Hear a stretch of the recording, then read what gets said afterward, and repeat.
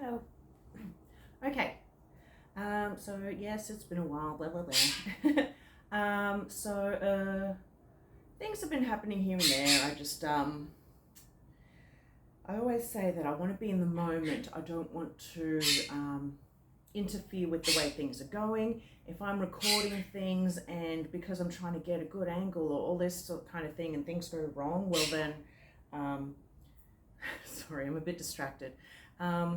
You know, something might go wrong. And like that macaw that I saved, I wished I could have gotten video of it up there on the roof and when I caught it and all these things, but I mean, that bird was dying and who knows what, if it jumped off, it hurt itself, and I'm sitting here trying to get a video, you know.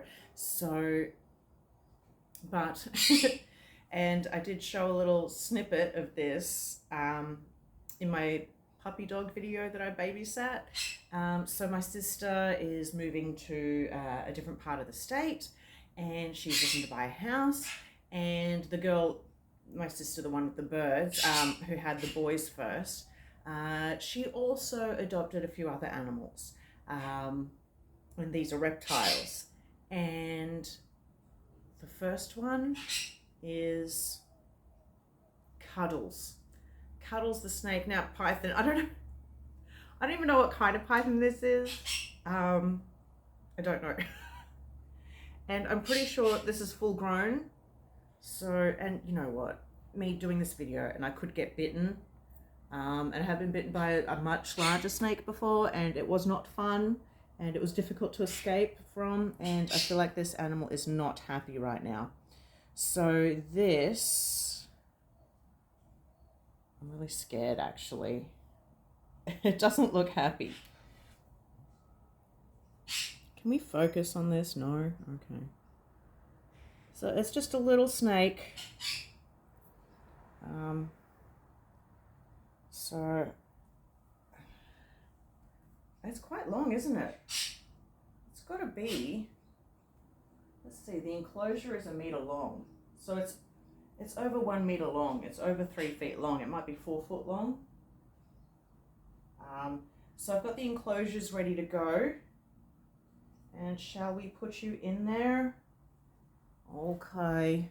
So Cuddles, I believe it's a female. There is a way to find out with a probe in a very not so pleasant place, but I believe they may have tested her. So let's put her in. Maybe I'll do it this way so I can see what's happening. Okay, so this bottom enclosure, in you get, Bonnie. Do you want to go over to the heat? So there's a heat light in there and it's caged, oops, so that you know, if she wraps herself around it, she's not going to get burned. There is also a UV light. How are you doing, princess? Who's that? Oscar Pistorius? I don't know. Okay. Okay. So I've put newspaper down and a water bowl. Got a few bits and pieces here. And a cave. And little snakes like their caves, so I'll put her cave in. This isn't the original enclosure. My sister had a big wall unit cabinet that she converted into a reptile enclosure, but it was too big and heavy for me to bring upstairs, so I made these little ones here. Okay. How are you doing? And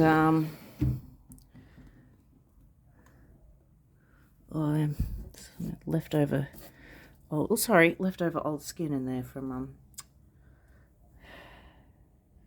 I guess that old newspaper or something. I get rid of that. Okay, now put your old bark into. This is all covered in old scales too. I probably should have cleaned everything, but I'll do that another day. I don't know where all these scales came from. And it looks like she's going to want to find her little cave.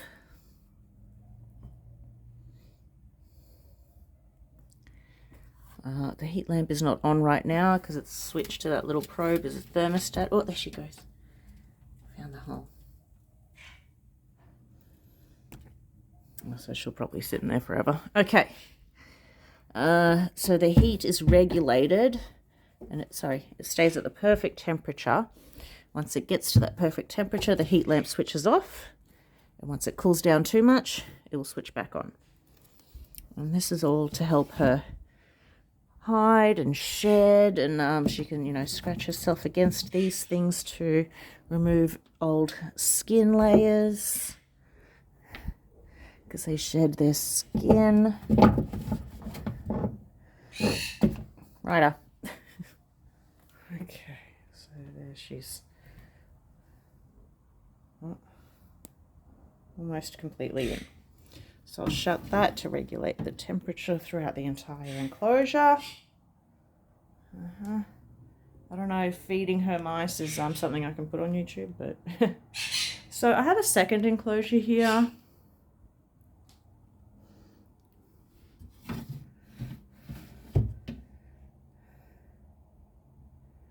And let's get our next contestant out.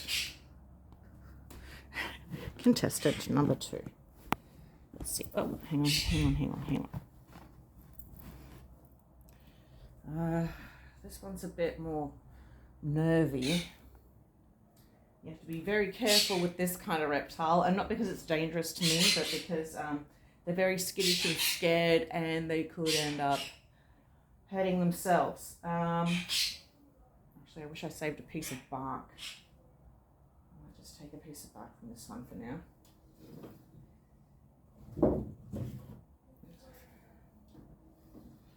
With reptiles, you always have to have your hands clean afterwards. All reptiles carry salmonella all over them, and you can't get rid of it. It's always there. So your hands need to be cleaned, because salmonella can make you very, very sick, and it can kill you. So you don't want to be putting your hands in your mouth, around your face, or anything like that, or touching anything around the house. So once I'm done here, I'll be cleaning my hands, and I'm touching my camera, but hopefully I'll clean that if I can remember. Now, let's get the second person out, the second reptile. Ugh. Can you still see me? I'm so scared. I'm not scared for myself, I'm scared for you. Okay, Bob, on. Let's see here. Okay. Do you want to maybe, you don't? Sit here properly.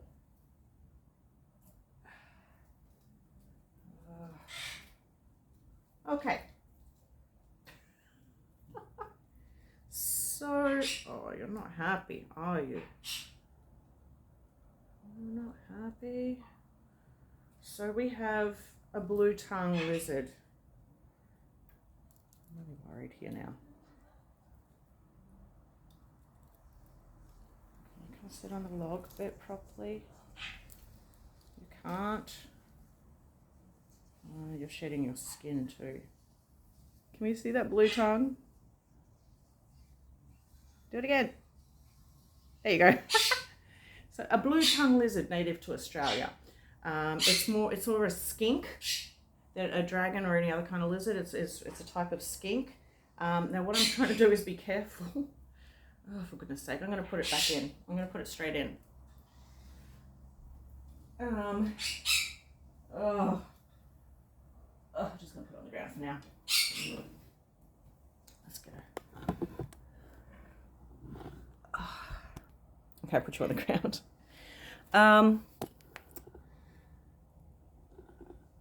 Now this one does have some physical issues because it was kept in an enclosure that was probably not ideal for it and not at the right temperatures and whatnot. So its spine is all a bit funky. I believe it's some sort of bone disease from not being kept in the correct enclosure. Now, yes, you are shedding your skin a little bit here. Now the reason why I have to be careful is because they can drop their tail. So when a skink, and this is only to skinks, not bearded dragons or other lizards like that, or monitors and whatnot, when skinks are being attacked by predators, they drop their tail wiggles around so the predator takes the tail and they can run away. So there is a chance that this animal could drop its tail if I'm messing with it, especially if I touch the tail. So I've got to be very careful with this one. Now, yes, Ryder. Oh, did I not close the snake enclosure?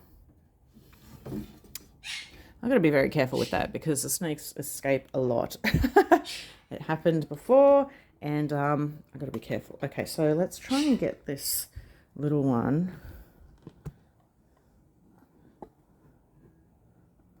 Oh, let's get this little one into this enclosure here.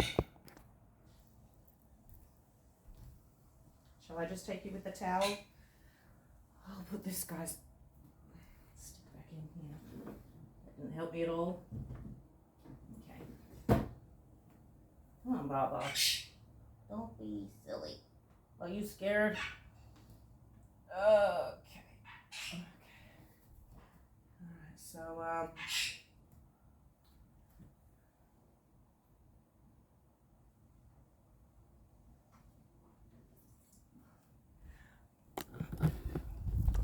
where'd you go? I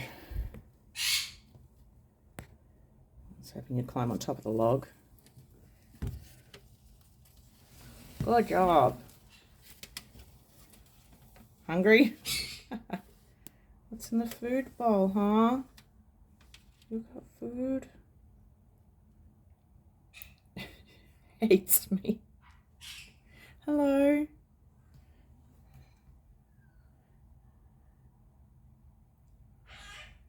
Hi, Ryder. Hello.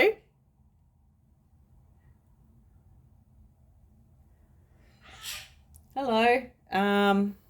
So this one may have had a name with its previous owner. Maybe it didn't. My sister just calls it Lizzie. You don't like veggies.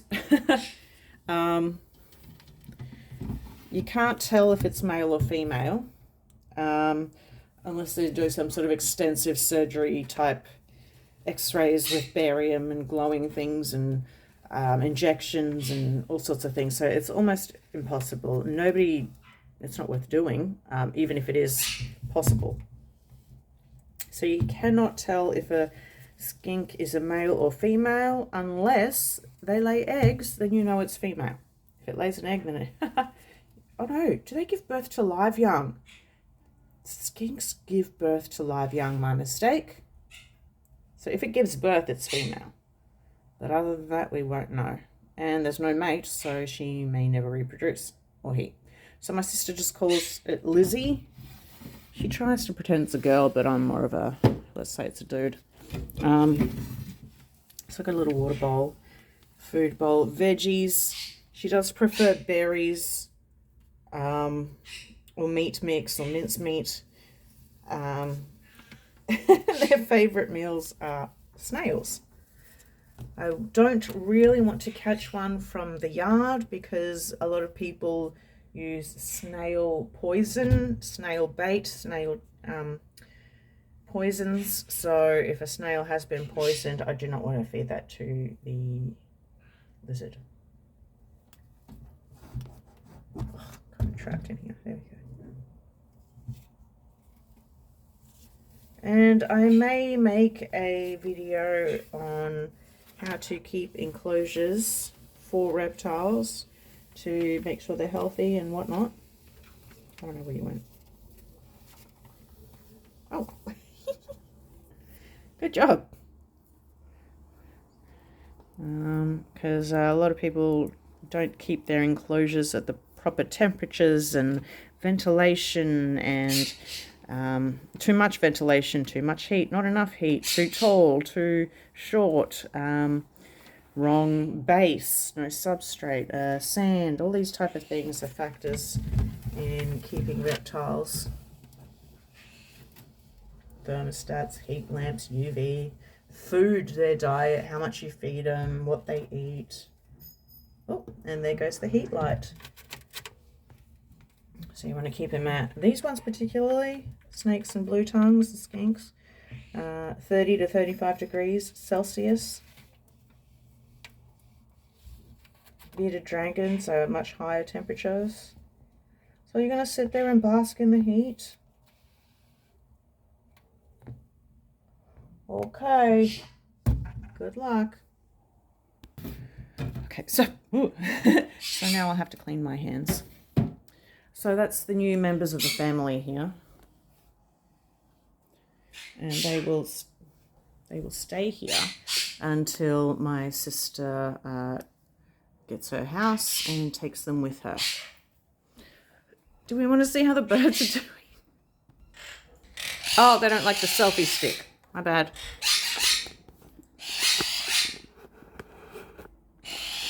We don't like the selfie stick? Okay. Hello? Hello? Hello? You're funny. Hi, sweetheart. So, right. Obviously, Ryder. He dunks his pellets. Hilarious. Sita. Kelly. Hi, Sky. You been a good girl? And Scamp. What's your name? What's your name? Okay. Okay, so I finally made a video after all this time. Yeah. So we'll see what happens. I'm starting to build extra ones for other people. Yeah, so maybe I'll make a video on what we need to do. Ooh.